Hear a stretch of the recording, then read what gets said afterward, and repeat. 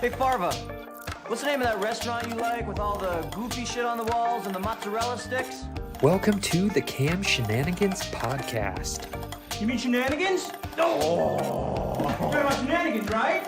Where Mike, Trent, and Zach, and a guest will debate all things automotive. Our shenanigans are cheeky and fun.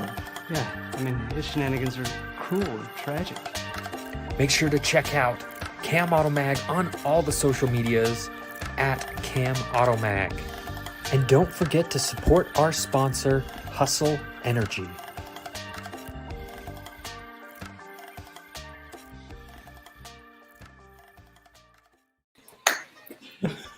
Yeah, there we go.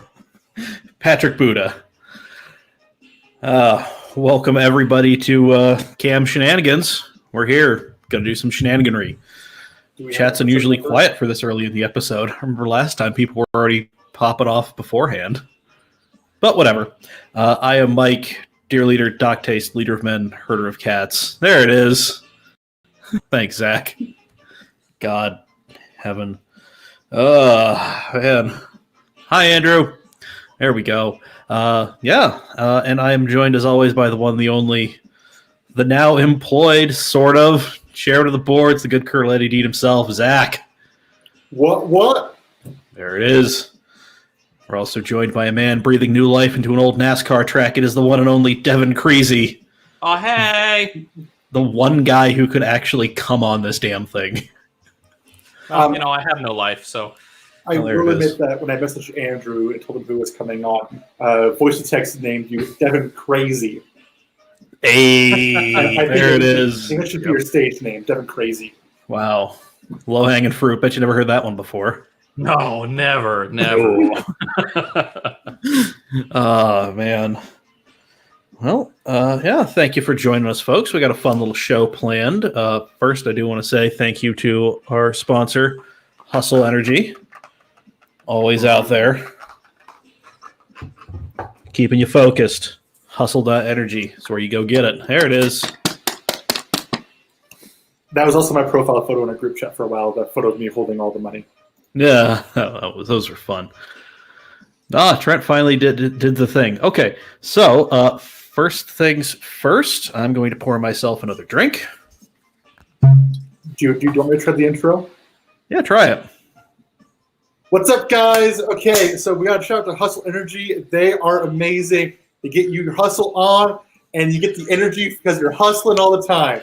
I'm going to get a cease and desist from Trent Bray real fucking quickly, the Shadow Billionaire. As we already said, we got Devin Creasy, or you're on this side of me. There you are. There we go. Hi. This isn't no one over here. Just ignore that.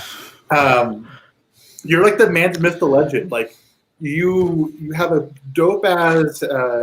Is it technically an A85 or 86, or does it not matter because it's a different engine? So in the US, they're all AE86s. There's some argument about what is a true AE85, but the chassis code is all AE86, so it is an 86. That's all that matters. Not that it really matters though, because it's got a different engine and a Volvo rear axle and all kinds of other weird stuff. So see over here, Devin Crazy already dropping that knowledge on us.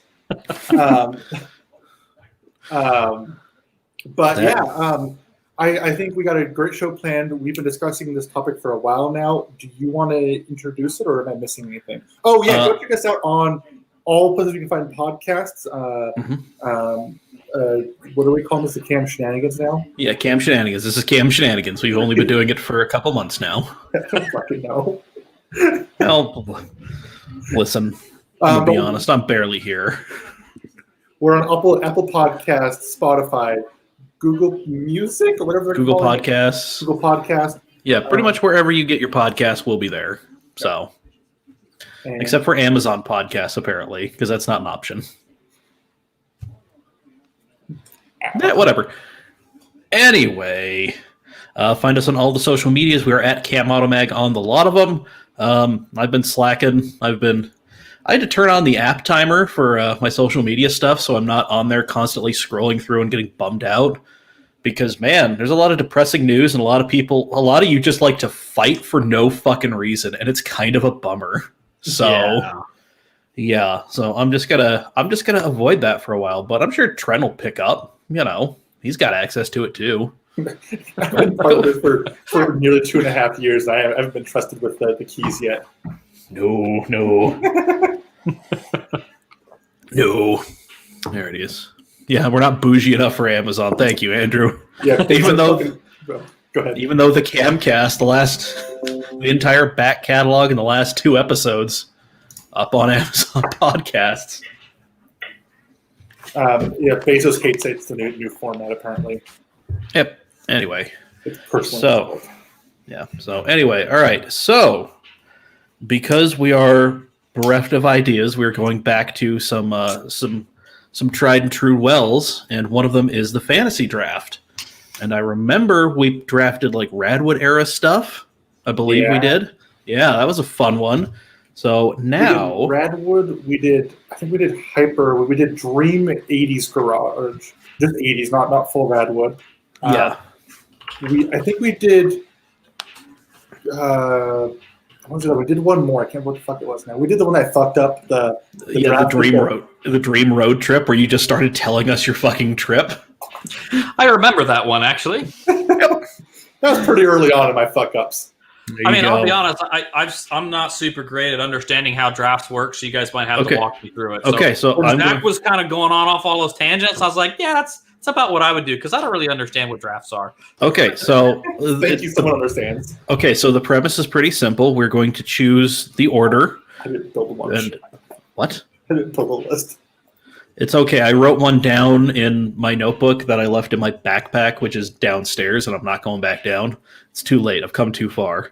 But I hastily threw together a Google Doc with cars I remember being from that era and meeting the criteria.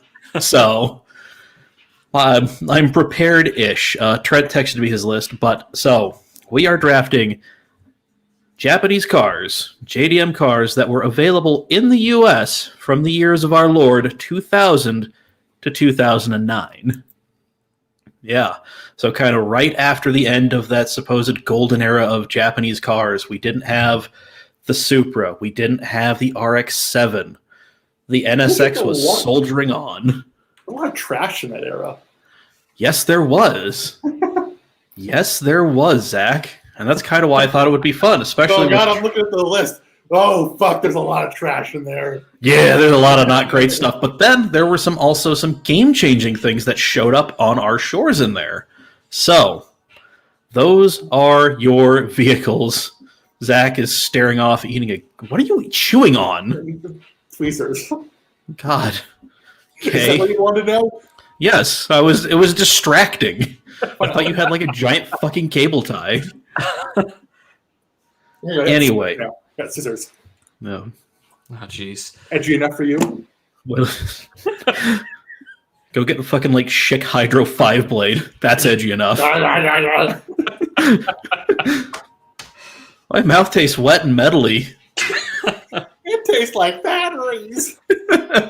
All right, so this is a fantasy draft. So what we are now that I've explained to you what we are drafting, how a fantasy draft works, Devin, is we're going to determine the order here in a minute. You say all the 4 cards you want right at the beginning. Yes, and then I leap through the internet and choke you to death. No. So what we do is we take turns. So hypothetically, let's say the order is Devin, me, Zach. So Devin, you would pick first. You would take 1 car, explain your pick. We perhaps would riff on it. And then I would pick, explain my pick, so on and so forth. And then we get to Zach, who does the same thing. And because I don't think we can still fully pull off a serpentine draft, it's going to go back to you, Devin. All right? All right. Okay. You're learning, Mike, that we're not capable of your dreams. It's such a simple thing. Some of the people I know who do like fantasy football and stuff pull off serpentine drafts like there is no tomorrow. I wouldn't trust them to do anything. I wouldn't trust them to hold a fucking bottle. And yet there they are. Just figuring it out. All right, so there is one thing I want to clean up. So in this era, there were several cars that. Oh Jesus, he sent me a big ass list. That's a lot like mine. Ah man. So yeah, so you had various, kind of versions of the car, like the WRX. The WRX, for example, it had in the 2000s 4 separate.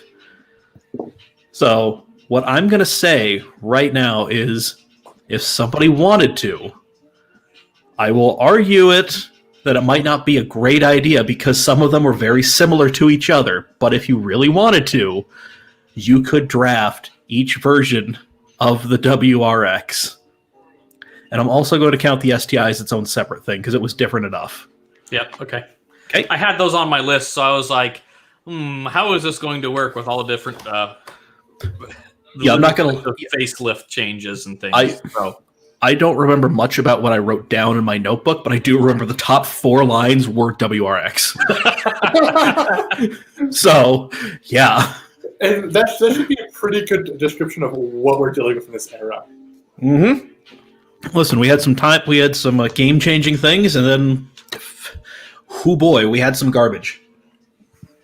So how do you want to determine... Okay, so... Since and are we solely going off of U.S. shore cars, so cars that made it to U.S. shores only? Yes, cars that you could go to your whatever of America dealership and buy. Okay, so like a gray market. U.S. though, or can we involve Canada, or is that too complicated? No, U.S. market. That's why when we clarified in the group chat, it was U.S. So. All right. Well, there goes my fucking legacy GTB. Yeah, fuck you guys. Sorry, nobody can get their gray market S15 from Florida that's registered as a Nissan hardbody. No, how dare I? It's actually what is it? What was it? A Grand Prix. Yeah, the Grand Prix. God, if I ever get an S15, I'm putting Pontiac badges on it. Fuck everybody. Oh man. These lists kind of like, I'm googling lists of cars, and it's like, you gotta Google the cars. Me and Devin, we lived it. It's true. We came through the other side. Although this was during the era when I knew nothing about cars and could care less about cars, so I'm sitting here like, oh, hang on, what were the good cars from back then? Trying to think of what you see at like a drift event. And you're like, God damn it! All these idiots are buying stuff from the Reagan era. Shit. Yeah. Just yelling out the window. Cars existed after '97. This is just great. Shit, Andrew Jolly. I picked the Nissan Frontier form when it was hot and new. So what? 2003? Jesus. 1844. 1844. 4-liter V6 designed to run on coal and orphans. The original model actually had railroad train wheels on it. Had to yell down to a bunch of Irishmen to throw more coal in the burner. He wanted to accelerate. You gotta do the thing. Full speed ahead. Just yelling into a giant horn. Alrighty, so to determine the draft, I have a number in my head between 1 and 10. Zach, Devin, try and guess that number. 6. 7. 6? All right, Zach, you get to pick the order of the draft. Me, then Devin, then Mike, because Mike put me last on his practice run, so he gets to go last. And I love Devin, so. Okay. Brownie points for being cool. Okay, I'm kind of hot out the gate with there's 2 cars. There's 2 really good cars on this list that I could take out and fuck up both your guys' lists. You could. Go. RX-6. No. Wow. Ooh. Listen, that's on my list, but only because I felt I needed some more like backup just in case, and I hope I never get to it. It's at the very bottom. It's like it's technically in the era. There are some weird cars ahead of it that I'm like, this counts more than that. So I want to say RX-7 FD because technically they were sold till 2002, But if fuck off, Not in the Andrew. US though. Not in the Yeah, US. not No, here. in the US. Also, Andrew. The Turbo 4Runner. There we go. Yeah. Zach takes the Turbo 4Runner off the board. Sorry, Devin. I know how much you wanted it. I am going to go second gen NSX. Okay. Okay. That is my first choice. Okay. I chose it. I should try to fill some content here because it's fucking gorgeous. Like, it has a little snorkel on the top. Wait, fuck! I can't pick that because I don't think the Type R came to the U.S. The Type R did not come to the U.S. Shit. The U.S. did not get any real fun special editions like that. No. You could still get an NSX, but it wasn't the nifty Yeah. Type R one. Yeah, you could get the late NA2s with the flush mount headlights, which are still fucking awesome. They're great cars, yeah. I'll just go normal NA2. I don't know why I said second gen. Like that means something. NA2. Thank you for correcting me there. Well, yeah, I mean, technically, it is the second generation. It was just the second generation with like the facelift. When I first thought, I was like, oh, the NB NSX is what came in my head the first time. Not quite. Not quite. But no, I will go with that. I'll probably still. Can you still get the NA2 and the Victory White? I'm not sure. I remember they gave you Spa Yellow. You have That was Spa kind of Yellow. That was a big to-do for a minute. I remember looking at a sport compact car back in the day. But I don't believe you could get it in a Victory. Oh, I just typed in the white, and they're all coming up as. Oh, sorry, Championship White, not Victory yes, White. Championship White Yeah. is Honda's white. Yeah, so for those playing at home, the second generation NSX had the 3.2 liter C32A V6, had a 6-speed manual. The one Zach is picking specifically ditched the pop-ups in favor of flush mount headlights, which are pretty fucking awesome looking. Because you can't get an NA1 in that era, right? No. Yeah, that's what I thought. Yeah, I wasn't Yeah. double checking the years on it. I knew the NA2 definitely fit in the era. Didn't it end in 04 or 05? Something like that. It was one of those. It suffered a lot, like a lot of the JDM Hero cars that we got here. It just it didn't change. The only thing that changed was the price tag. Yeah. It didn't get any more powerful. Didn't get any lighter. Didn't get any better. It just stayed the same. I am going to still stick with white. I believe you would get a cocaine white, not Yeah. quite the almond white, the championship white. Yeah, the championship white had a little bit of cream in there. That's what a lot of people are just like, oh, it's such a pure white. No, it was kind of a slightly creamier white. Like, I think it was like Alpine white or something was the other one. Yeah, I think so. Yeah, and that was just straight up. I got to do a bump before I go into this meeting white. Yes. And then, of course, I'll go with the manual option because there is no other right option other than that option. Any other option will get you hit. Yeah, there you go. And yeah, that is my first choice. Alrighty. And I believe it is on Solid. to Devin. Yes, it is on to Devin.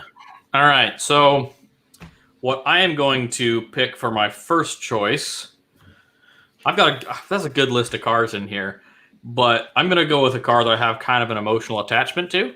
Okay. The Subaru STI, the 08 to 09, the hatchback. Ah, damn it! I love those. Yeah, what I would consider like my first like decent car was an 08 WRX, because I wish I could have gotten an STI, but that was like way out of the budget. But Oh, yeah. it was still still a great car. And this was when I was hanging out with all the Subaru kids, and half of them had STIs, and so All them D-gens. Yep. But it's I love that chassis. I love the hatchback STI. That was something I wish that Subaru would have hung on to. It was such a neat car.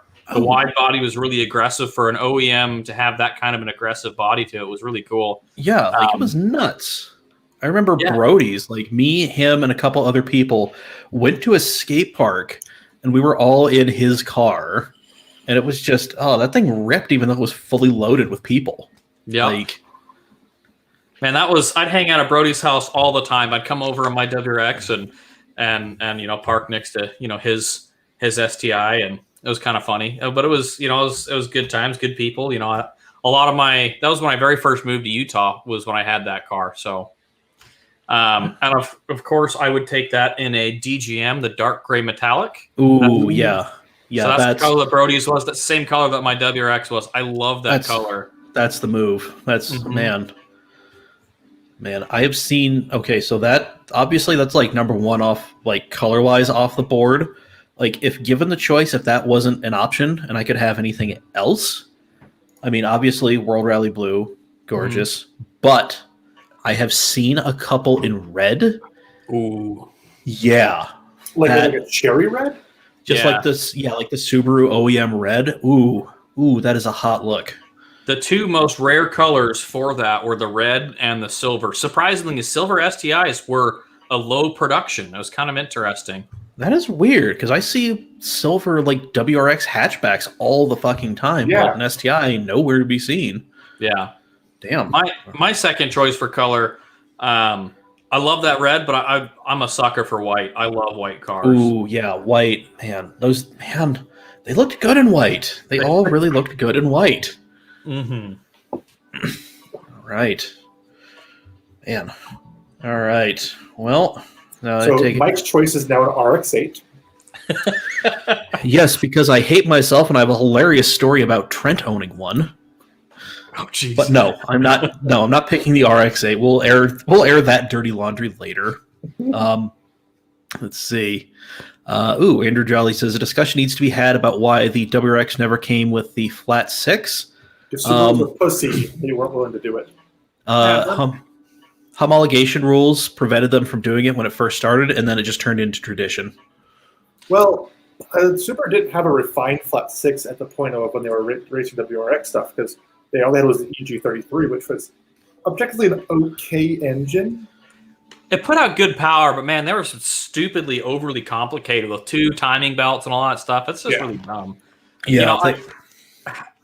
To me, a WRX, the WRX heritage is rally cars, and every Subaru rally car was turbo, right? Yeah. So why would you put an NA8, flat six in something? And I'm also guessing the decision to go with a four-cylinder was probably not based off of necessity, but more of regulation. Yeah, the homologation thing. Also, weight. Like, that much weight that far forward, it's like, well, why didn't the S4 with the V8 ever go rallying? Because it was a 60-40 front rear weight split. Yeah. I don't think you want that going through, like, Rally Norway. Yeah. So, what do I know? Like, with my car, there's a lot of weight in the front. Yeah, suddenly there's a shit ton up there now. Yeah. Alrighty. Well, no, I am going to stay with the Subaru family, and I'm going to take the 02 to 03 WRX, the Bug-Eye. Post it yellow? I mean, I want a yellow one, but I still dream of having a black wagon on bronze TE37s. Yeah. That was a good black too. Now that's the Obsidian black, I think? That was like the blue flake? I think so. Yeah, like that was. Or like the WRX come with the Java. The Java Black Pearl was 04. I think it was 04, 05. That had a gold flake in it, and that was another beautiful color. If you did that in the Outback, I knew that much. Yeah. Yeah. I think ideally I would probably, whatever color it was, I would get it resprayed Java Black, even though I know plenty of people who do a lot of really awesome like wrapping. I want it painted. I want it to look the thickness of it. Yeah, and I want to see that flake in there. So, I just remember when those things showed up, and it was just like, it was a game changer. It was a turbo all-wheel drive car that wasn't either a total fucking like basket case like the DSMs were. Those were fucking glorious basket cases. Man. Look at it sideways, it made 30 more horsepower. Look at it sideways the other way, crank walk. When I first was getting into Subarus in Arizona, there wasn't like a Subaru group. It was AZ all-wheel drive. So it was a good mix of Subarus, Evos, and a ton of DSMs. And I remember that of like, ever talking about crank walk, and this is when I first getting into cars. I'm like, what is crank walk? What are you guys talking about? And I'll always remember like this kid that I went to high school with who like he had a bunch of Subarus and stuff later, and now he's got I think he's got an R33 in that the purple whatever. Yeah, the midnight purple. Yeah, I don't remember if it was R32 or R33, but anyway, like one of the cars he had in high school was a DSM that his boost controller was like he would poke a bunch of holes in the vacuum line for the wastegate actuator, and then he put a new piece of tape over it when he needed to, adjust boost. He'd poke holes and then put a piece of tape over it. That's how he would adjust his boost. It was hilarious. Man, everybody talks about how ghetto the Honda kids were. No. The DSM guys. Yeah. Holy fucking shit. Like, holy buckets, how bad they were with some of these things. Yeah. I haven't gotten DSMs yet, but I'm really familiar with their heritage and stuff. But when I went to El Paso, there was 2 kids that showed up to 2 of the meets I went to with the second gen Eclipses, not the bubbly one, but like the that would be the second gen one. The second gen one was the bubbly one. The first one, then yeah. See, I don't know that much about it, but that compared to like the massive American muscle scene was just like liberating for me. Being like, you guys are keeping this around in a place that does not really foster this. And fun fact, technically American cars. They were never offered in Japan. Yeah. They were built in Illinois. So, yep. So, yeah, but man, like another car I still long for, and I know it's gonna like be almost impossible to get, much like my Bug-Eye wagon. It would be a black first gen DSM again on bronze like 5-Ziegen FN01 RCs. Oh, yes.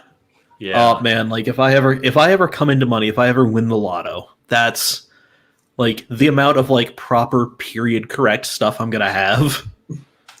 The first car that I ever felt like I like fell in love with was the second gen Eclipse with the giant like with the cam hump. Yeah, I love that. That's when I learned. Like I remember being a kid, like what is that? And oh, that's a spoiler. I'm like, oh, it's a spoiler. And that was like the first time I learned the word spoiler. I'm like I heard people call wing and spoiler and all. I remember learning that was like the first car terminology I learned was spoiler. Oh, I thought you meant the hump on the hood.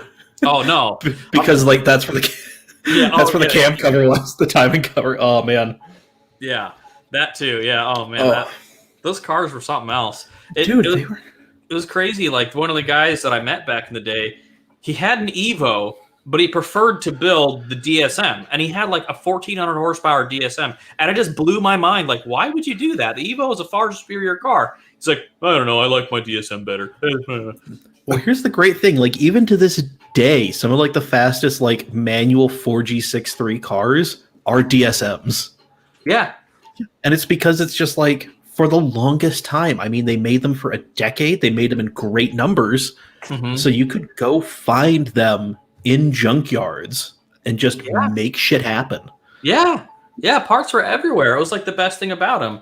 Like one of my coworkers back in Utah, one of the shops I worked at, he was a Galant VR4 guy. Oh, and so he had collected a bunch of stuff over the years, and he would bring like 4 transmissions with him to the drag strip. Hell yeah! He'd go pull them out of the junkyard all the time. You collect a bunch of them, and that was the weak link in his drivetrain. So he's got like a 500 or 600 horsepower DSM, and so he'd go do a couple passes, grenade the transmission, go to the pits, pull the trans, swap it, put a new one in, and then get going again. And it was because you could find parts in the junkyard for those. It was the coolest thing. Yeah, like that's I mean, kids nowadays, they're just never going to understand.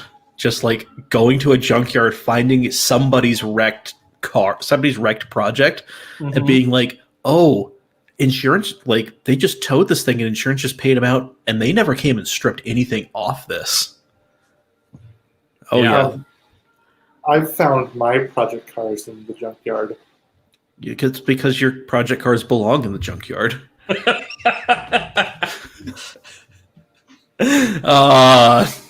Damn it. Well, speaking of project cars in the junkyard, I remember when I had my Supra, I went to go get new taillight lenses, and I knew that Pick and Pull on 33rd had 2 turbo Supras of the same vintage. So I'm just like, all right, cool. I'll just go pull them off there. It'll be fine. We'll be good. One of them was a maroon 86 to 88 Targa turbo manual, which is exactly what my car was, except this was in the junkyard, and I'm just like, this feels too weird.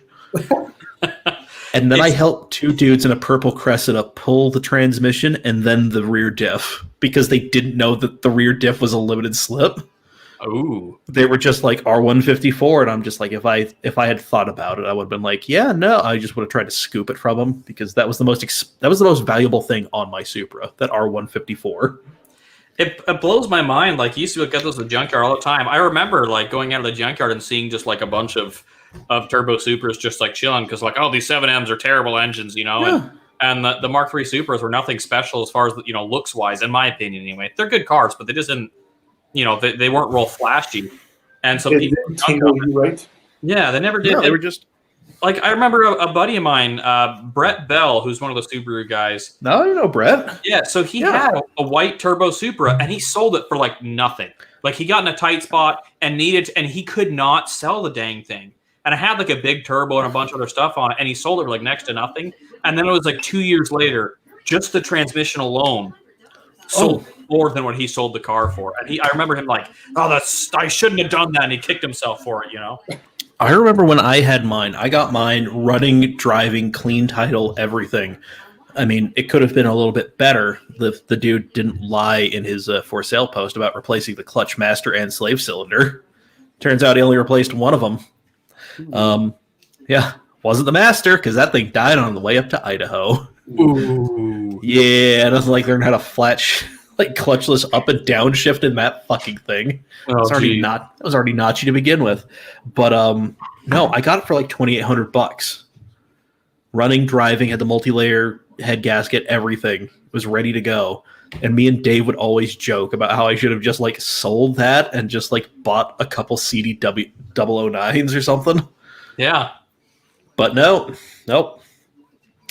Yeah, shout out to Scott Chamberlain's roommate. He bought the car from me. He's treating it real nice. Oh, cool. Yeah, like he yanked the whole motor. He's doing a full on like bottom up rebuild. So That's rad. yep. And he said I can come up and drive it whenever I want. So probably gonna take him up on that. Yep. Alrighty. So now that we've gone off on a fun tangent, Zach, it is your turn. What is your next pick? We've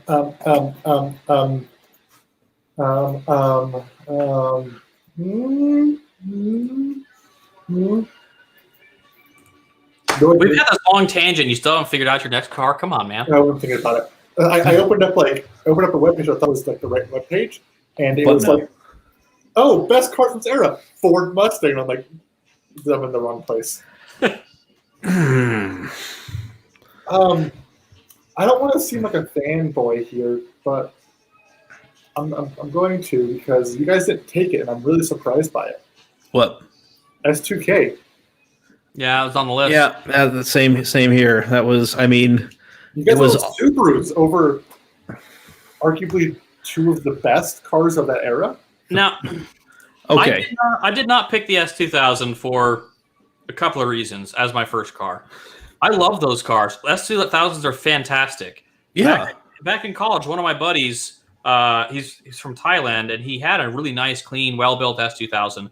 And when he went back to Thailand for Christmas for like a month and a half, he gave me the keys and said, hey, just take care of my car while I'm gone.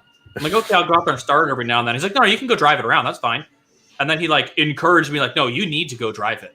So I'm driving super crappy Subaru at the time. My 8.6 was in pieces. So great car. Absolutely loved it. But the cockpit feel to me it's kind of like the same reason why I'll never own a Viper is like the positioning is, the transmission is like right here. Yeah, so it's just not super comfortable. Yeah, it is a bit claustrophobic in that thing. And having done a few road trips in one, riding right seat, man, like you really like my ability to pack light is because of Trent's S2000. Yeah. I have been in a Viper as well. I really enjoy that actually. I really enjoy and I'm a bigger guy too, and it's weird you saying that. But like I like to just I am now part of the car, and the car is now a part of me. I get in my Subaru, and I feel like I've walked into the the lobby's like the Grand Budapest Hotel in there. But Man. It's great. I love they drive great and they feel great. I think for a short period of time or for short trips for like specific things like going racing or whatever.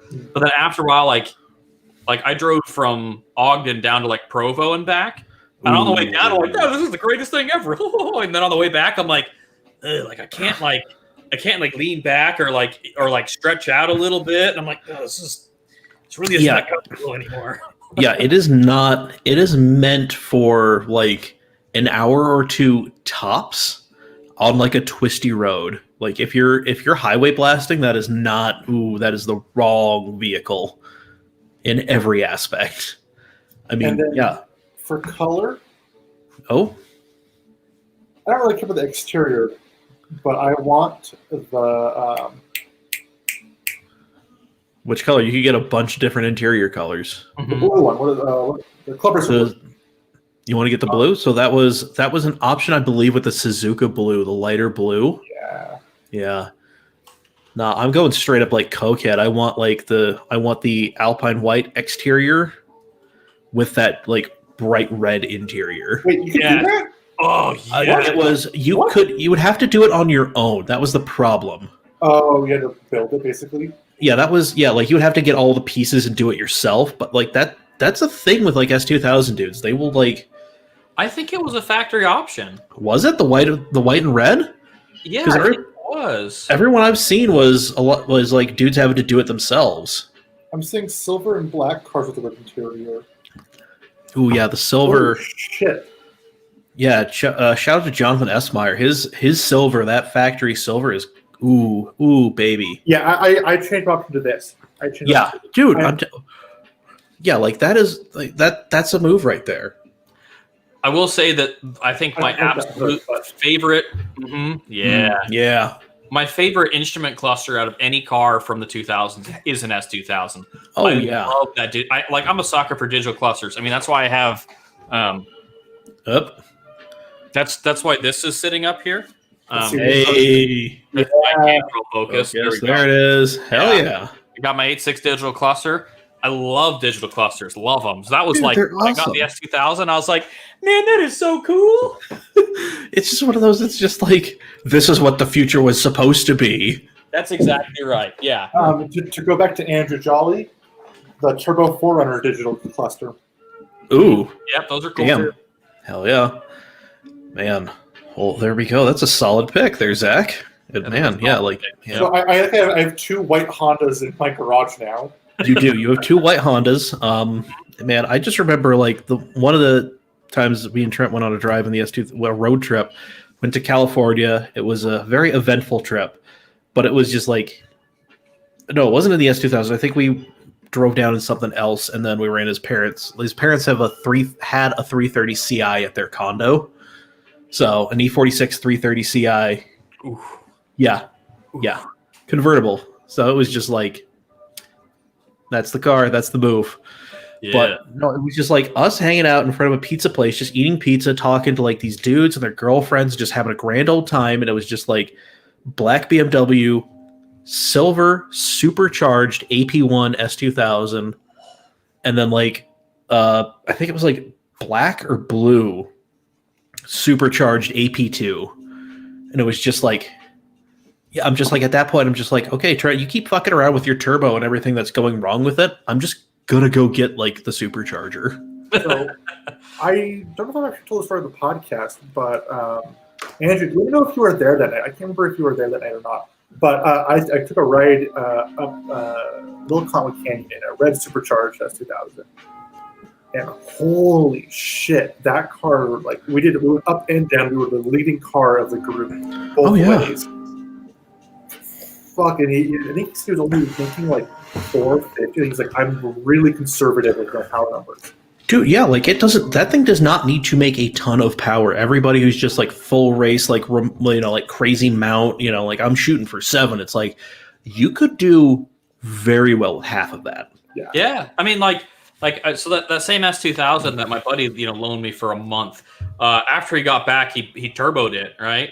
And those come with like a semi-forged bottom end. His was an AP2, I think.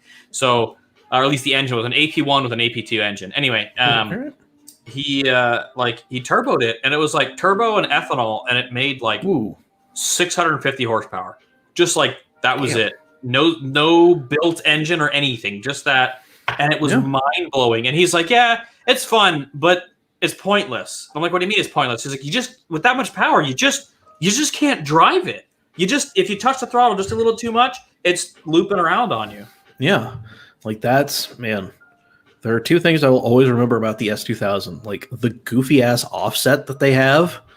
I just fucking hate it. Like, why do all the cool cars have these dumbass offsets? Like, why? Why is it such a pain in the ass? But then, too, like, I just remember, like, a lot of people throwing a lot of power at the car and then totally forgetting that their rear differential is made of glass. Yeah. And just grenading those things. So that's why my Dream S2000 build, okay, the one I would actually do would probably be like a supercharged AP2, you know. But the one I really want to do is I want to take an AP1, I want to punch that engine out to 2.3 liters, I want to throw ITBs on there, and in true fucking madness, nitrous. There is, I have to $40,000 under the hood. I have no, and there is a reason for the ITBs and nitrous because I have downstairs in my basement somewhere. I have a Honda tuning where they talked about, I think it was the Feels twin cam Honda S2000, and they built it for a best motoring like roadster thing or like S2000 shootout or something, and it was that. It was a 2.3 liter engine, ITBs, and nitrous. And like for one lap, fucking flying, destroying everybody. But the problem is nitrous is a thing that is finite. Yeah. Yep. So they had it set up to like wide open throttle, you know, and that would engage the nitrous. So, you know, after like a couple laps, it bottle's empty. Yeah. So what are you going to do? But I think that would be fucking hilarious to show up to like a NASA event just to do like TT. Just be like unloading just like tires and then nitrous bottles. Just have a bunch of bottles ready to go. Oh, I know I'm going to run through this. And then just being the asshole, just like warming them up with a blowtorch. Just like, what's up? How you doing? Going for that metal, baby. You looking at me? Oh, man. Oh, God. Again, me with money is... I've said it before. Dave, you know, Professor Dave with money is something I fear, but also I really want to fucking see. It's more like a TV show. You want to watch it, but you don't really want to be a part of it. It's like a turkey giving birth to a goat. You don't want to see it, but you cannot look away. You know, I'll be honest. I would love to be a part of Professor Dave's builds when he gets to that. If he had money, man, I'm all for that. Just, you know, he's the builds he starts and he gets everything mapped out. Yeah. And then runs out of funds, and it's like, oh my gosh, this would be so cool if you could just get the money and finish it. Like, this is so nuts. It's gonna be amazing, you know. And right? It's just, man, god damn, like the ideas in his head. Like it's one of those, like, people talk about like tragic brilliance. That is it. It's just like, god damn it. Alrighty. Well, speaking of tragic brilliance, Devin, what is your second pick? My second pick, I'm going with something a little bit more. Well, okay, so is Lexus fair game? Mm-hmm. Yeah. Okay, because that's technically an American. No, but it's under the Toyota umbrella. But I you guess can take it. It would be the same as the Acura. So it's LFA. You know, LFA is like 2012. Yeah, not an LFA. LFA was after 2010. I'm going to go with an IS300. Okay. Yeah. So Sorry, you know, I just screamed at you. I was just like, if I missed the LFA because I didn't realize what year it was, I was going to be pissed at myself. That would have been hilarious if you like botched it that hard. It was a 2012 only, so I'm not that fucked up. So I drove, you know, back when I came to Utah last year, I came out for a drift event and I rented Brandon Wicknick's street one, right? Yes, the one that then went and got crushed. No, not that one. He crushed the Oh, yeah, he green crushed one. Yeah, Yeah, he crushed that drove one. The black. I was thinking of silver for some reason. The black one with the yellow vinyl. And I keep forgetting that he had two. yeah, well, he had like 5 of them, I think. I don't know. When I was at the shop, there was like 2 others that were there, so I'm not really sure. Well, Anyway, whatever. He has some number of them.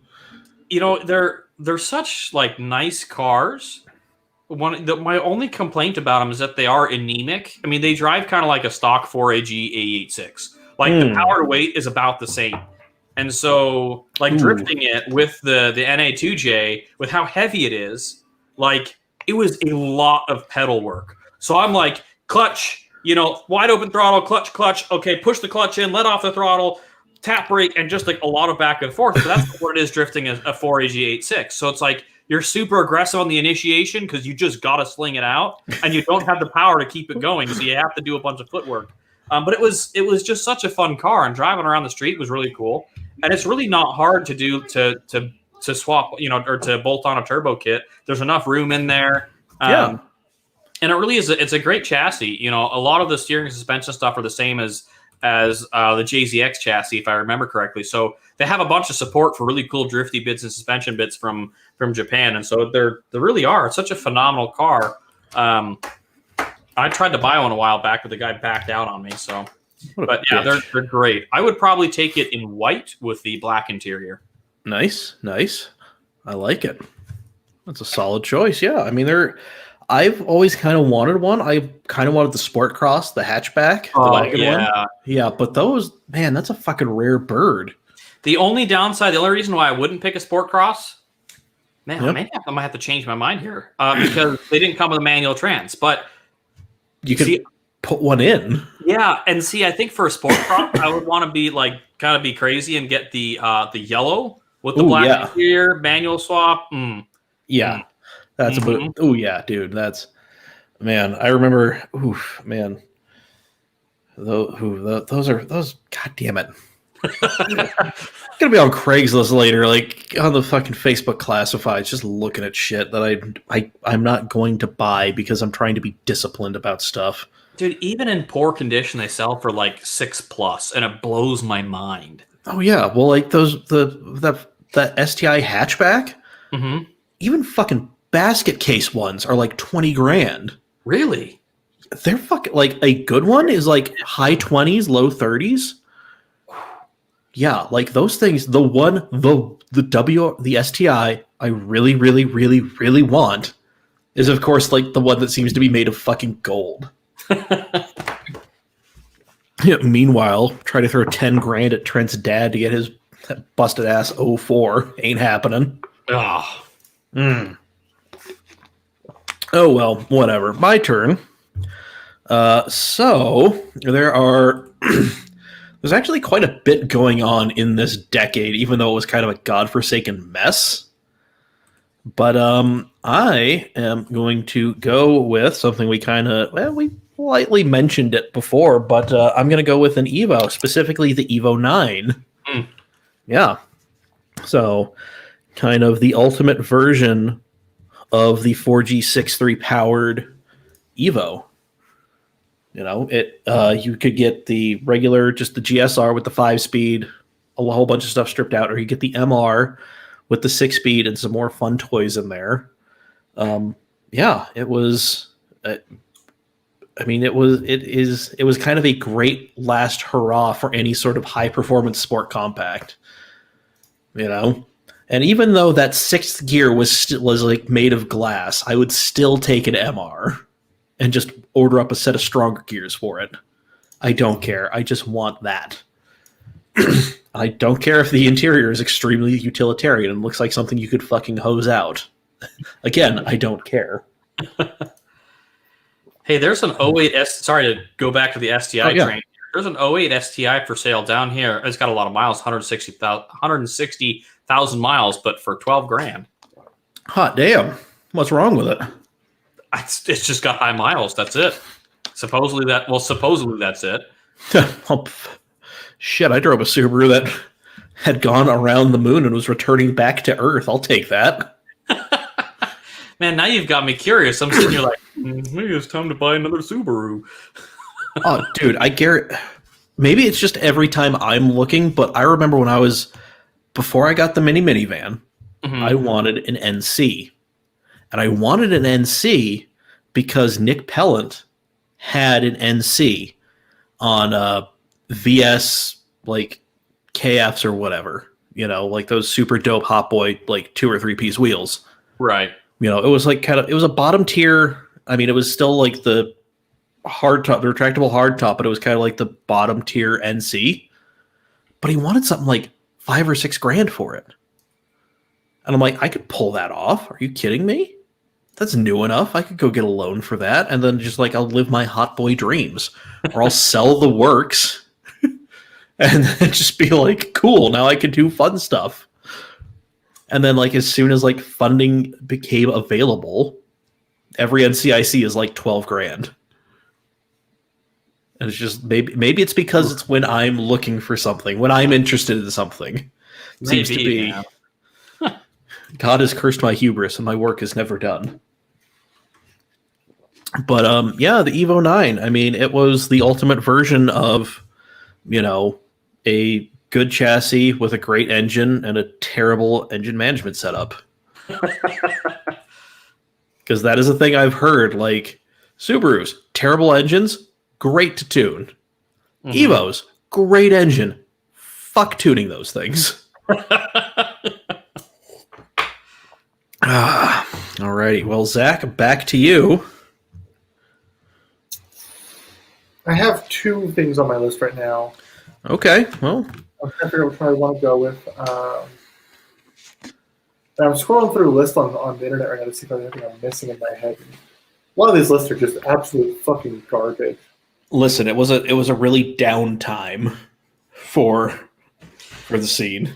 It was. It really was. There were some high watermarks. Like there are some things from this era that are still standouts, but for the most part, it was really forgettable. I want to send you guys this link. The only thing that was going on during that time period, honestly, was Subaru, the WRX's STIs and the Mitsubishi Evos. Like that was really most of the car scene. The S2000s were rare. They were out there, but they were really hard to find. RX-8s were all broken anyway. 350Zs, like nobody really at that. It was like old guys that were buying 350Zs. It wasn't people in the car scene. I don't know. Old guys and Brandon Christiansen. Yeah. Can't forget him.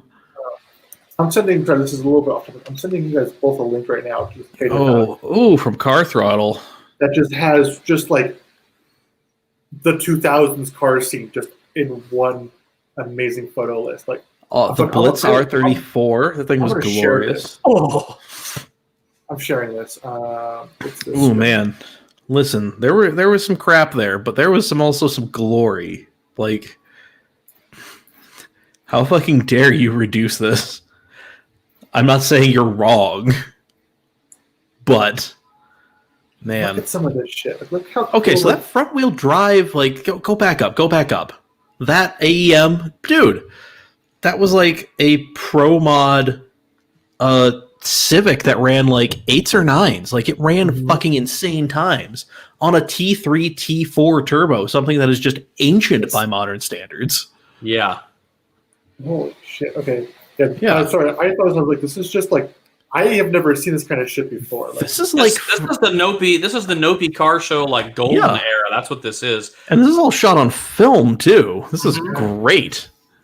Oh man. Keep scrolling down. There's a really good one down here. That these FDs. FD. Yes. Oh, girl. Pull back up just a little bit. A little bit more. That FD right there. Mm-hmm. I like the Le Mans style lights it has. I think that's like an Ariamemia front end. I forget what it is. Yeah, it is a legit.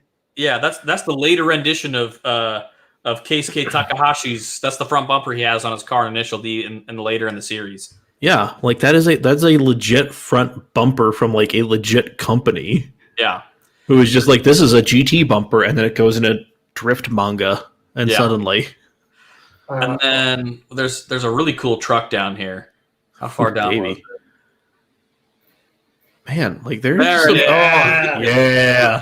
They modded a fiberglass bumper from some other car to go on the front of that on the Toyota there. Man, Hell yeah. I think Dude, that's a Toyota. Yeah, Yeah, I Mhm. believe it was a Tacoma, first gen Tacoma. yeah. something. Yeah, man. No, this is a weird time. So like in the 2000s, yeah, there you go. So like Hey. in the 2000s, you didn't have a whole lot of cool cars, but you had a lot of really cool builders that were taking 90s cars to do all kinds of wild stuff like this, you know? Yeah, like you had people were taking just big swings, Mm-hmm. you know? Like it was I mean, yeah, we can look back on it. Okay, yeah. Thank you, Andrew Jolly. Looks like all the cars from Pimp My Ride. Is that a fish tank, bruh, in the middle of the dash? Yeah, but don't put your fingers on my glass. Well, on a completely different topic, I will give my car choice. Mm-hmm. First gen Speed 3. What? A Speed First- 3? Yeah. Really? Okay. Really? Really? That was one I thought I could get a little bit later, but considering I hear one fire up every morning at exactly 7:30 a.m. I had a really close friend of mine, Matt. He used to message me all afternoon. He had a second gen. But I don't believe I get a second gen in this year. But he had like a stage 2.5 plus on it. Really nice car. I put some miles on it in California. I was totally surprised. It was a fun daily. Yeah, like that was a car that it was like it could have been a little bit more if I remember the big complaint from a lot of people was like, oh, if only it was all-wheel drive. Yeah. But And then I'm you have just- the Speed 6 that does that. The speed Yeah. were slow. They were Yeah, the super slow. I mean, they were cool, but it was just like, man, you had to do a lot of work to make one of those things move. Yeah. Because it was just like you had a Mazda 3 and then another half of a Mazda 3 to drag around. Yeah. You know, I was never really a fan of the Speed 3s. I liked the Speed 6s just because it was a little different.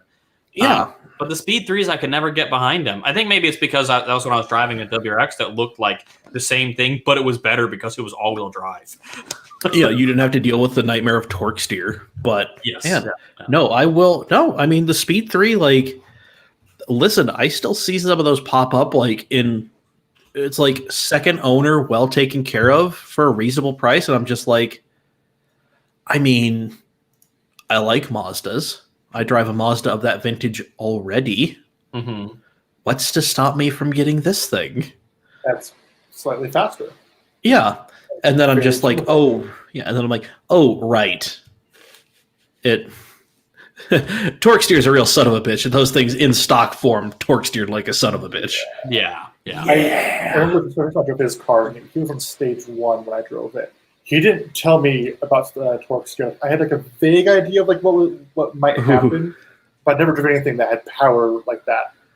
And it was just like, okay, we're now returning from the bike lane now. Yeah. So for those of you who don't know what torque steer is, and I have to remember that there are just some, some pedestrians out there, some normies who don't fully grasp. So torque steer is a problem in front wheel drive cars because the axles, the things that connect the transmission to the wheels, the things that are actually touching the ground, one shaft is a lot longer than the other.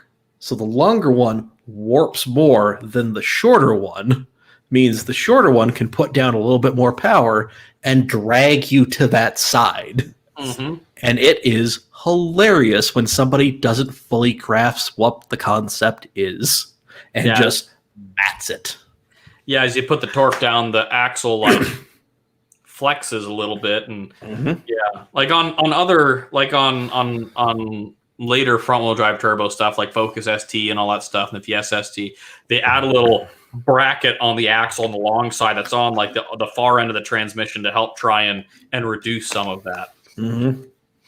Yeah, but it's just really like, ooh, man, like I remember again in Sport Compact Car, I think Dave Coleman, like when he was leaving, he was just like 300 horsepower is the limit for a front wheel drive car. Mm-hmm. Anything more, and it will just be a torque steering nightmare. And I have always been like a big fan of that one.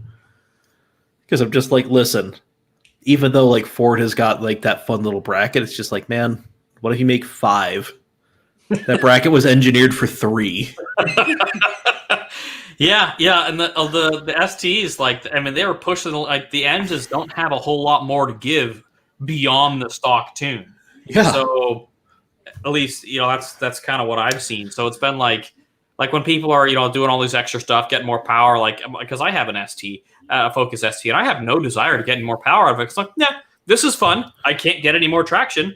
And like, there's a couple of different traction control modes that also to try and reduce the torque steer. I'm like, this is fine. I'm the 270 or whatever it is from factory, 250. This is good. This is good. This is fun. I don't need any more. Andrew Jolly, just grab the wheel and jam your elbow into the door panel. Tyler Green. Yeah, man. That's about the size of it. Yep. I never heard Tyler Green saying that. I can see him saying it. I don't know, and I think we're talking about 2 different Tyler Greens. So, The Tyler Green I'm referring to is Courtney Green's son. yep, yeah, that's not the Tyler Green I immediately think of. Tyler Green I think of is like me and Devin's age. Had a 300ZX twin turbo. This Tyler Green is younger than me and Yeah. is the son of the Honda guy. Yeah, like the god. Yep. The god Courtney Green, so there's a lot of stuff, like I've told Gavin like a bunch of times some of the cars that I haven't driven and some of the cars that I have driven, and it kind of blows his fucking mind that I've been doing cam for so long and there are some cars that I've just never fucking driven. Like, I've never driven a 911. Like, I was going to make that happen for you that I never did. yeah, wasn't that one of Ryan's? But he's a fucking asshole, so Yeah, and the car was an absolute hunk of shit. So it wouldn't yeah, have been a so good car. so he can suck my dick from the back. Exactly. There it is. Go back to that where I called him the C word on air. Attaboy. You should go back a couple episodes. Man, I'm getting to the end of this. Man, I'm running out of this High West, and I'm very disappointed because it's very expensive and I don't like buying it. I'm on the same boat. I have a quarter left. Oh, I started the evening here. Oh, okay. Well, so I've had a couple of celebratory posts because my coworker who's going through some shit. She made a big step, a big accomplishment. So I'm just like, here's to you, And then also, I've been pouring myself little glasses because I'm responsible. It's responsible if you pour yourself a little glass. It doesn't matter how many there are. Little glasses, you sip it. That's what it is. Well, Devin, what was your choice? Because we're at an hour already. Yeah. Okay. Next choice. So we'll blow through these. Me and Devin will blow through ours, and then we'll lightning round the fourth and final round, and then I'll read Trent's 12-car list. I would say I'm going to choose something that I feel is underrated and that I think is going to explode in value in the next couple of years. The Toyota MRS. Oh, god damn it. I completely forgot about the MRS. People always do. Are you doing sequential or manual? Manual. Yeah, that's man. Like the MRS is such a fun little car. Like if you want like a fun little track thing or just like a canyon cruiser, yeah, and you don't need to do anything other than drive, it is the perfect fucking car. That is it a 1ZZ in that thing? 1ZZ or 2ZZ. So it's like a dead reliable engine that you're never going to have to worry about any issues with, other than it might burn oil because I think they always had like rings or something. I don't know, but it'll still run forever and make good compression. It'll just burn oil. Yeah. And the engine and transmission were just dead reliable. And I loved my SW20 MR2, but the problem with it is it was kind of an outdated engine with kind of that early 90s tech, like electronics. So the electronics were kind of like, there was a lot of aftermarket stuff that you'd add on to try and get it to be better. And so you get an MRS, you've got a dead reliable engine, you get a dead reliable transmission, and you've got modern, engine management electronics that are dead reliable as well. And then you can do cool stuff. Like one of my absolute, most favorite cars of all time is like the Veilside wide body MRS. Oh, I love those. Dude, I love the way those look. I'm glad you brought up the wide body because a wide body kit for that thing, like everybody else is like, oh, you got to cut, you got to mold, you got to do whatever. An MRS, it is a bolt-on affair. Yep. You unbolt the body panels, you bolt on the wider ones. and away you go. Yeah, And you enjoy. Yeah, they're fucking awesome. God damn it! I wish I had remembered that. That was one that I totally forgot about it. Man. I really like looking at, today in one of the Utah Japanese classic car group, whatever, somebody was talking about the price of SW20s. An NA SW20 with 250 plus thousand miles, but decent body, decent interior, like the actual car itself was in good condition. Yeah. They wanted like 6,500 for it, but it's a naturally aspirated high mile chassis. So in my mind, I'm like, that is really crazy, but that's what prices are. And I'm like, man, for that, I could spend less and get a lower mileage MRS and be like way better off. Yeah, the MRSs were still 5-speed, right? Were they 5 or 6? I think they're 5. Yeah, because I'm like, but god damn, that would be a fun fucking car to have. Just like as something to go cruise around on the weekend. Man. Yeah. Damn it, that should have been something I should have looked for last week as the weekend car. But no, I went with that Mercedes Geolander. That $190,000 Mercedes adorable little thing with the epic photos. But no, man, it's basically, if you really want to like really boil it down and like really gloss over a bunch, it's a lot like a Lotus Elise. It's basically a cheap ass Lotus Elise, except way more open topness. Yeah. The Elise was a more refined version of the MRS. It used the same engine and transmission, which I just looked it up. I think they came to the 5-speed, but I know that behind the 2ZZ, you could also get a 6-speed. So I think you can swap over a 6-speed, and it's a nut and bolt affair, no problem. Yeah, because I remember like the Celica GTS of that same similar vintage, you could get a 6-speed.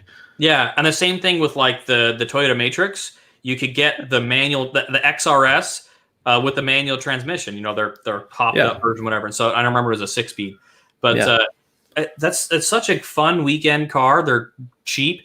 I'd rather have an MRS over an S2000 because they're cheaper and you still get the same usable space out of an MRS as you do an S2000. And it's mid-engine. I love mid-engine cars. Yeah. I think the S2000, if it really boiled down to like usability, the S2000 might get a bit of an edge, but only exactly. Like literally, I can fit that much more in. So, man, hell yeah, that's a good pick. And and the only reason I remember the Celica GTS thing is because a girl I had a crush on in the still kind of have a crush on, but shout out to Mallory and her banana yellow Celica GTS. What's up? Yep, here I am pouring my like 8th drink of the night. Anyway, so for me, my next pick is, we have talked about it. We talked about old guys, and oh damn it, that is not. I thought I had a little bit more. All right, this is the last drink of the night for me. Shit. I'll drink with you on this one, Mike. Yeah, please do. Fucking hell. Anyway, yes, next. I remember exactly what it is. I don't know why I'm doing this. It is now what is the ubiquitous, I want to go drifting. What should I get? You get 2 answers. You get E36 and you get 350Z. Yep. I mean, at the time, it was just like, a lot of old dudes were buying it, but it was such a game changer. It was like, it was already kind of a small car, that VQ, that French fucking horn of an engine. It made good power. It still makes good power. You're just taking pulls straight out of the bottle. I'm drinking from a glass because I'm an old man. Well, I have one glass here, but it smells kind of weird. Well, then don't. That's a mug, not a glass. Mine is actually glass. All my good whiskey glasses are in the other room. I didn't want to go up and get one. Ah, man, next week, prepare. I'll tap into the mystery Jack Daniels. Anyway, no, the 350Z, it has kind of proven itself over, like, in every discipline that we kind of give a shit about. It is a great starter drift car. I mean, how many people... Shit, I remember Bobby and his white 350Z. Mhm. And now he's got the 3. Yeah, like, I mean, that thing fucking rips. And it's basically stock with just an angle kit on there. Yeah, you weld the diff, put a set of coilovers on it, and honestly, you really don't even need an ankle kit. You weld the No. diff and coilovers, and you just shred all day long. Yeah, I think he only got the angle kit was because he's just like, I just want the angle kit. He didn't need it. He's just like, I just want it. And it fucking rips. I mean, there is a whole NASA class called Spec Z where you just take a 350Z, you put the prescribed parts on there, and then you go out and you do stuff. You take a penalty depending on which VQ you have in there. But, I mean, good God, like the dude who's won the class the last like 2 or 3 years, his car isn't even as light as it should be for the class. Like he's carrying extra weight. But like, yeah, good old Arthur Golubiowski. I'm the only dude who can pronounce his name properly. Because everybody... Yeah, they're great cars. They, when I got my WRX, there were 2 other cars that I was looking at. My friend's grandpa was selling a white 350Z, the sport trim that had the like OEM spoiler and like a few other things like that, and like he was selling it for like $6,000 or something. And this was in 2009. So when it was still like a reasonably new car. Mm-hmm. And it was, I think like he couldn't drive anymore, so they were just trying to get rid of his car. So my dad was like, "Ooh, maybe we should go buy that." But I was like, I don't know, like I don't like the way those look, and I like part of me is like, man, I could have had a 350Z, and I could have gotten right into drifting just with that instead of doing this whole 10-year AE86 build, you know. But come on.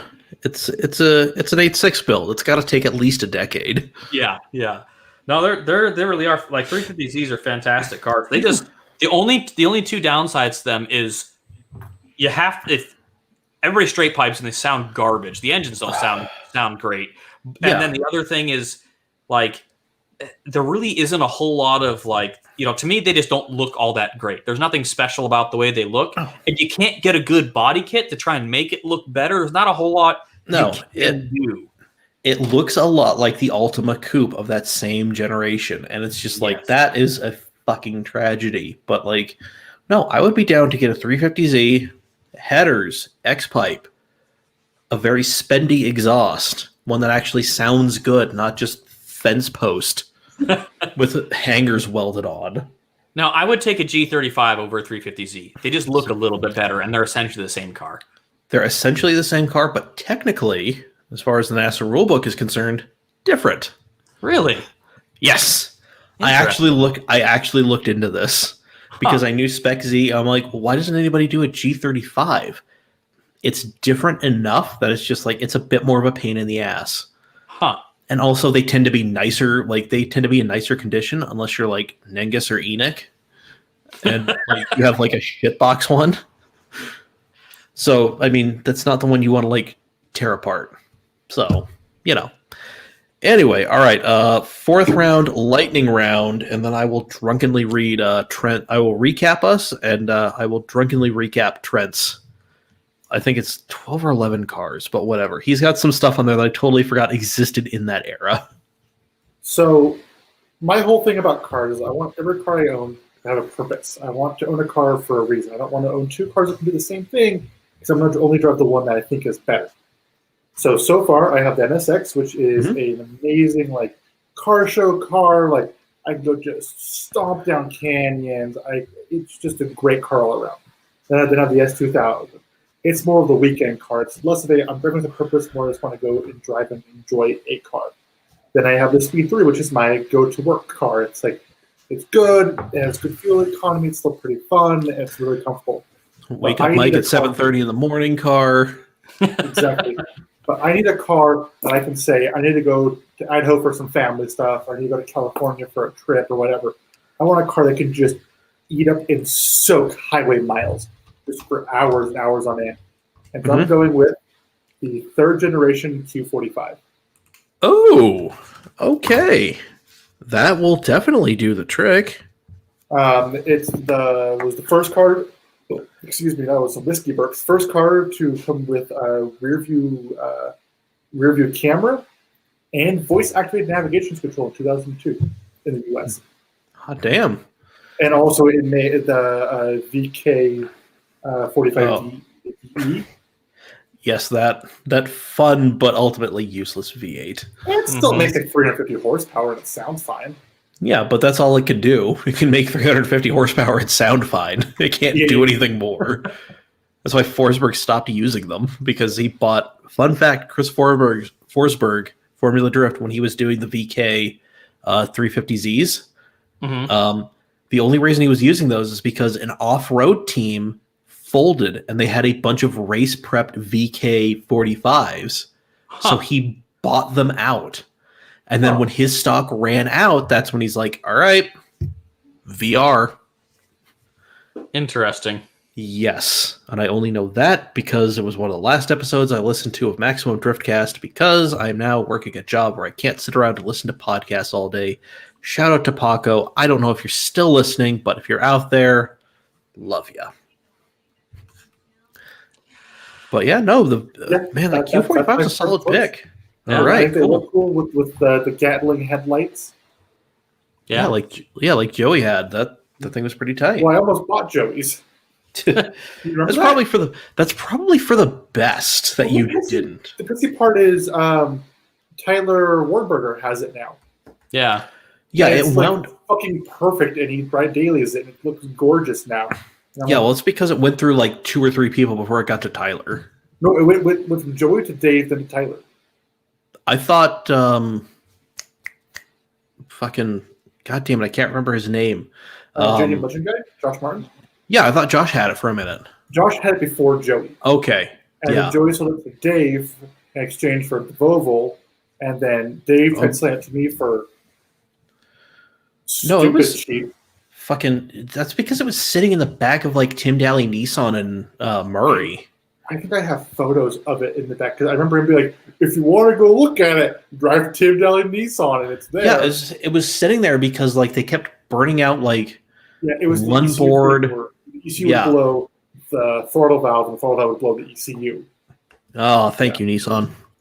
Alrighty, but no, yeah, it's that era of like Q45 is pretty sweet. So, all right, moving on, Devin.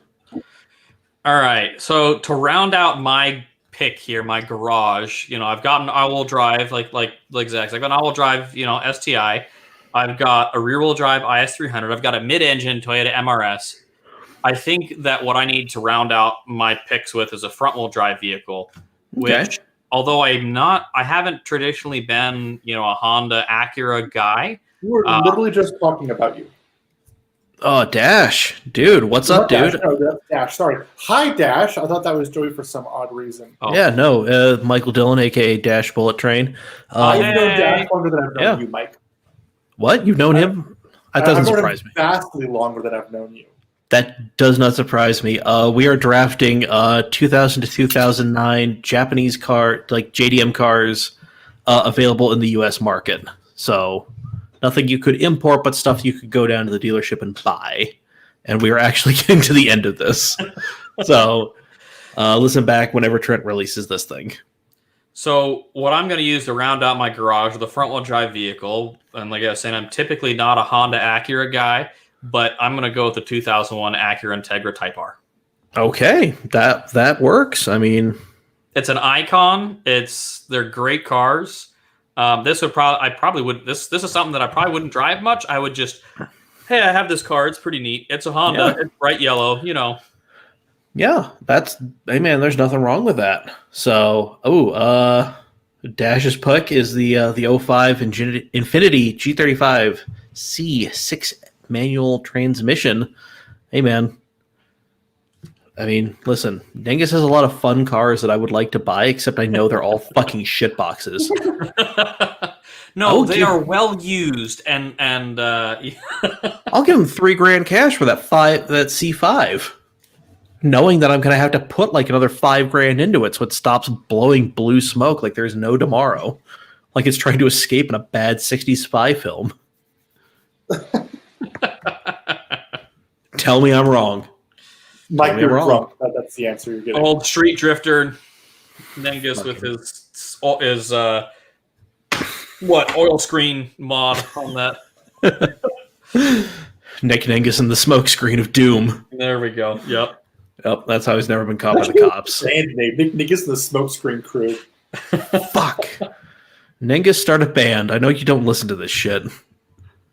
I'll message him and be like, hey, we're talking about a podcast. Start a band called the Nick Negus and the Smokescreen Crew. There it is. I'm trying to do it right now. I know you're trying to get a house, but come on, fuck it. Mortgage your future for a band. A terrible name. But anyway, yeah. 01 ITR, last of the glorious B18 C5. That was, I mean, arguably the best front-wheel drive car we've ever had. Some people will disagree. Some people will point to numbers like the Dodge Neon ACR. I mean, yeah, it did better numbers in like the slalom and the skid pad, but it's a fucking Neon. You know Quinn, right? So Quinn had a Neon SRT4, right? And Yeah, that was fun. It was a fun car, all right. It was a blast, and it was ridiculously fast for being such a pile of junk, right? Oh, yeah. And like they are super lightweight, but at the end of the day, it's still a Neon. Yeah, like it doesn't have the pedigree that an Integra Type R has. So, man, solid pick. I too am going to go with a front-wheel drive vehicle because I mean I've got my Bug-Eye WRX on the bronze TEs that I'm wiping down with a diaper and never really taking anywhere because it is too precious to me, and if I drive it too much, those 2-liter heads will crack because. You know what? Problem. Not to interrupt here, but you know, there's one color we didn't talk about on those Bug-Eyes that was awesome: the Sedona Red Pearl. God damn it! You're right. I love that color. Oh my gosh, again, rare bird. But fuck yeah, like I know it was offered on the Bug-Eyes, but like the only one I see really with it is Hawkeyes. Yeah. Well, the Sedona Red Pearl, that was the darker metallic red that you saw on GCs. Oh, so they carried it over into the Bug-Eye, and it was not very many of them. It was really limited production. But I love that color. But I almost bought a GC that had like an Evo bolt-on turbo kit. So it was a 2.5 RS with an Evo bolt-on turbo kit, and it was Sedona Red Pearl. I've always loved that color. Hell yeah, dude, man. Something about a red Subaru, and then seriously, Mike's band name, something about a red Subaru. That's the first album. There you go. Yeah, man. Speaking of which, I started writing a short story that turned into it's gonna end up being a fucking novel because the outline is 6 pages long. Oh man. Yep. This is what happens when I have a crisis of self and I realize I'm a writer, not much of anything else. And then we need to hang out. I'm hearing. Okay, we'll do that. Dash, you're gonna listen. You're gonna have to hit me with this tomorrow because I'm at the point where I'm gonna remember bits and pieces of this. Not really, like I'm gonna remember moments, like Homer with the putting the ice cube with the fly in it in the drink at the party.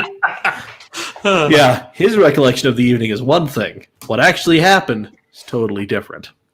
Why, yes, sir. What a good joke you have made. Exactly. Dash in the chat. I'm for people loving their cars, but I've never understood the fandom for the Neon. People are out there, dude. People are out there. And then he says, best first album for any band is greatest hits. Shit, yeah. Oh my God. I would fight a label tooth and nail if that was my freshman album. Oh man. Eat my ass, Columbia. We're calling it greatest hits. Oh man. No. Well, Mike, what is your fourth choice? My fourth choice is actually something I really looked hard at. I actually almost did a video with Gavin about me looking for and then buying one. The Acura TSX. Yeah, solid. which is, I mean, save for the automatic transmission and the different intake manifold, it is a lot of the Accord Euro R.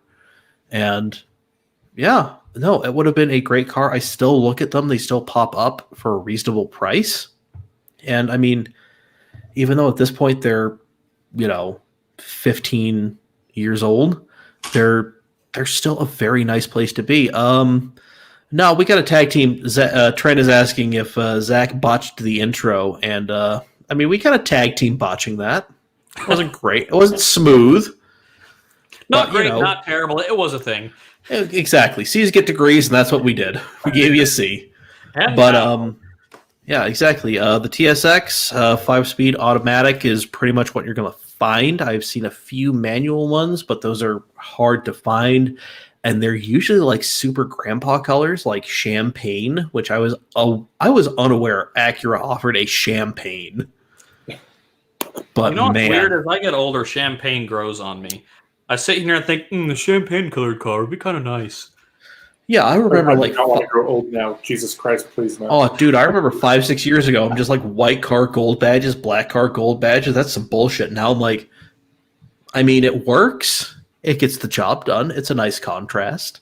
My favorite color combo of any S13, well, of any two-tone car ever is S13, white on top, champagne on bottom. Absolutely. I love that. I love that color combo. We need to make that a thing now. God. But again, say I like champagne with gold badges, please shoot me.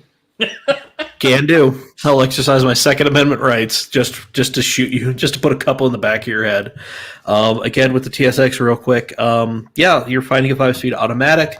Not the end of the world. Not the greatest thing. But it does have the K24. You throw on a different intake manifold, and it's a lot closer to the Accord Euro R, which was basically the Accord Type R, but they called it the Euro R because Honda is fucking weird, and they are super protective of the Type R badge. So, just throwing that out there. So there we go. To recap, we had Zach going first. He drafted the NA2 NSX, specifically the one with the flush-mounted headlights, which you could get in the 2000s. Then the Honda S2000, Mazda Speed 3, and finally the Infiniti Q45. We had Devin going next. He took the 08 to 09 STI hatchback, a Lexus IS300, the Toyota MRS, the fun mid-engine rear-wheel drive runabout, and finally the Integra Type R, specifically to the 2001 variant.